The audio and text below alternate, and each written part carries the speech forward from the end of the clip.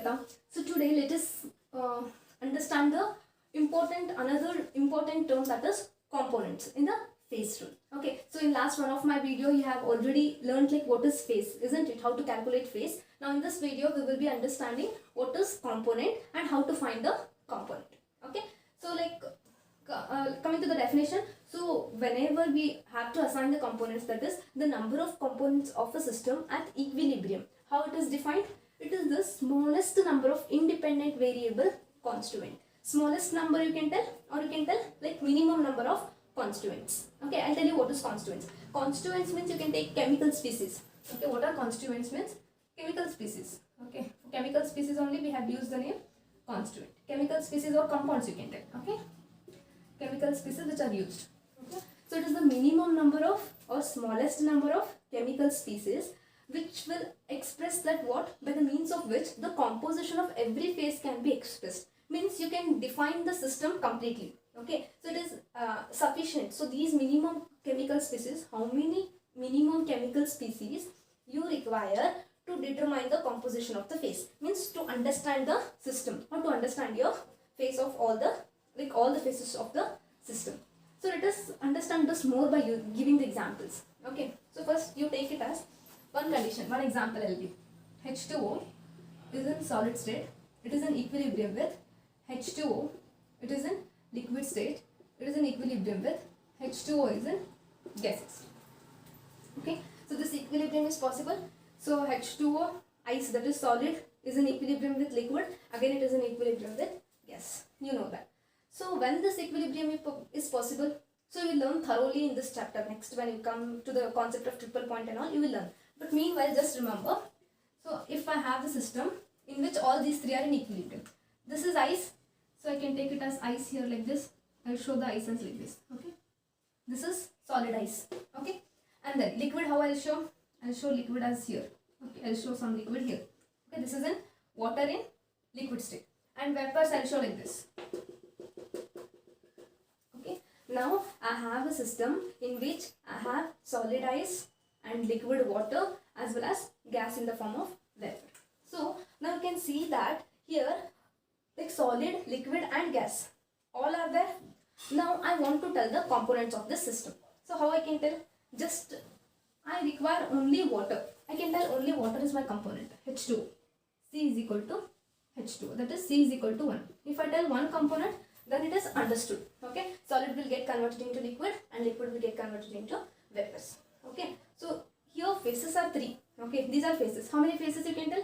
Solid phase, liquid phase and gaseous phase. We will come with that also, because in last video you have already seen how to calculate phase. So you can tell this is one phase, this is one phase and this is one phase. Here P equal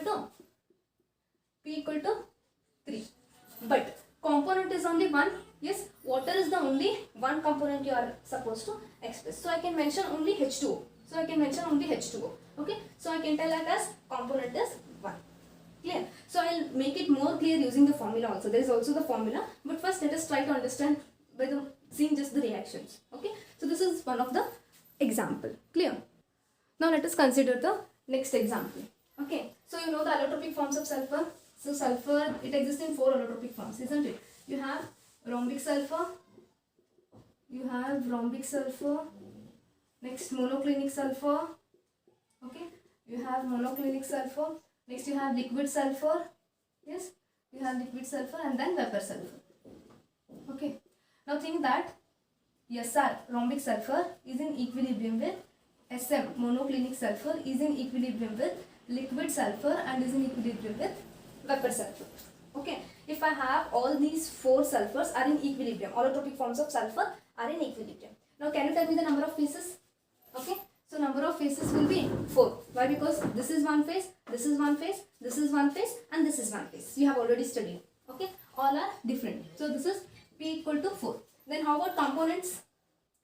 So component is only one, sulfur. I can tell only sulfur. I did not mention anything. So sulfur is the only one component here. Yes, in all these, sulfur is the only one component. Clear? So I can just define like this.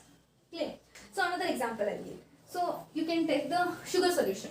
You can take the example of sugar solution. Okay, so what you are doing in sugar solution? Can you tell me the number of phases first? In last class you have learnt. Number of phases will be how many? Definitely 1.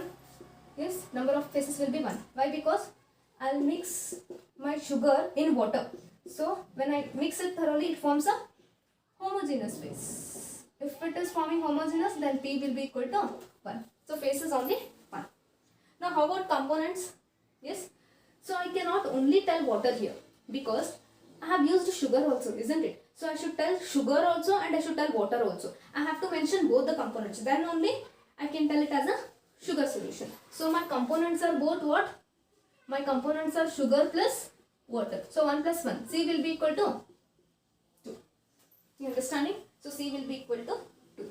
Clear? So this is the way you have to find the components. Components means minimum how many I have to, like minimum constituents or chemical species. These are chemicals, right? Here sulfur is a chemical, here sugar and this water is a chemical. So how many chemicals I require to express my phases?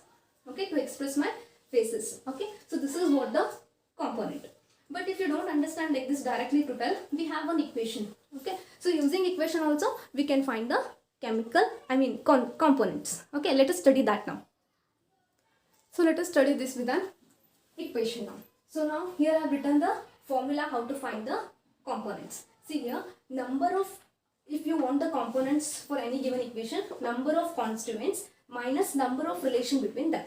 So that is simplified from how I have written. For components we will indicate by C, and number of constituents means chemical species. Okay, how many are involved? Total chemical species involved, that is N, minus relation between them I have taken it as E. So this is the formula. Clear? So now we will apply this formula here. See now, first I want number of constituents. See, this is one constituent, this is one constituent, and this is one constituent. Constituent means I said you chemical species or compounds. Okay, so I have 3. So I have N equal to 3, number of chemical species, and the relation between them. So for these both I have one relation, okay, and for these both I have one relation. So E equal to what? E equal to 2. I have 2 relations, isn't it? This is one relation and this is one relation. I have 2 relations. Now how to find C? C is equal to N is what? 3 minus E is what? 2. So C 3 minus 2 is 1. So I have the one component. Which is that one component I require to mention, that is water. If I say water, then it is enough. Understood? This is the way we can apply the formula. Another example, just now we have discussed, now I'll take that. Rhombic sulfur is in equilibrium with monoclinic sulfur, is in equilibrium with liquid sulfur, is in equilibrium with vapor sulfur. Clear? Now can you tell me how many number of constituents are there? See here, 1, 2, 3, 4. I have 4 constituents. N equal to 4. And how about the relations? E. See, this is one relation. I have the relation between these two. 1. Here, 1. Here, 1. So I have 1, 2, 3 relations. So E will be, so my E will be 3. So C is equal to 4 minus 3. So C is equal to, again it will be 1. So I require only one component to tell this. Clear? You understanding? Okay. So like this way we have to find the components. So another example let us take. That is decomposition of calcium carbonate. That time we have taken that. That is CaCO3 CaO plus CO2. This is gas, this is solid, and this is solid. Can you tell me how many components are there? Constituents are there? See, this is one constituent, this is one constituent, and this is one constituent. So N will be equal to 3. Okay, N will be equal to 3. And how many relations are there? Only one relation. This is giving rise to this. This is only one relation, isn't it? This is only one relation. So I can have E equal to 1. So now what I need to do? C is equal to, N minus E means 3 minus 1. C is equal to 2. Yes. So to explain this reaction, to explain this system, I require 2 components. How? Then which are those? You'll get a question, right? So here component only was 1. Then I said water. Here component was 1. I said sulfur. Here I am telling 2 components I require. Then which are the 2 components? Just think. So if I say I need only 2 components, isn't it? So if I say it as I want CaCO3 and I want CaO, then definitely if you know this reaction, definitely if CaCO3 and CaO are there, then if they will, what is the relation between them means definitely CO2 will be released there. So if I mention CaCO3 and CO2, then definitely you know that CaO will be produced. Understanding? And if I mention these both, then definitely I'll get to know that CaCO3 is my product. So the thing is, I require to explain this reaction, I require only two variables. I mean two components or two compounds. If I say this and this will be fixed. If I say this and this will be fixed. If I say this and this will be fixed. So out of these three, I can describe my system only using two. So this is nothing but the component. So only we are telling that minimum number of constituents. Why minimum number? Minimum number or smallest? Minimum or smallest chemical species. Minimum and smallest chemical species which I require to define my system. Okay. So here I need not tell all the three components. If I say these both, then this is fixed. You should understand. If I say these both, then definitely I'll get to know that CO2 is released. Okay. So like this, we can have the components. Okay. I think you're understanding what is components. So this was all about the definition of components, how to find the components, and how to apply the formula, that is C is equal to N minus E, to your equations, and how to find the components. Okay. Thank you.